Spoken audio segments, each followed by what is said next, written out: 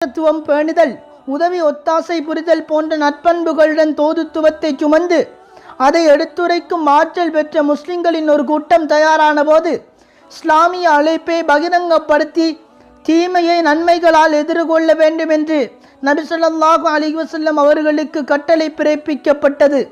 இது தொடர்பாக முதலாவதாக, நீங்கள் உங்களுடைய நெருங்கிய உறவினர்களுக்கு அச்சமூட்டி எச்சரிக்கை செய்யுங்கள். அல் குர்ஆன் அத்தியாயம் 26 வசனம் 214 என்ற வசனம் அருளப்பட்டது.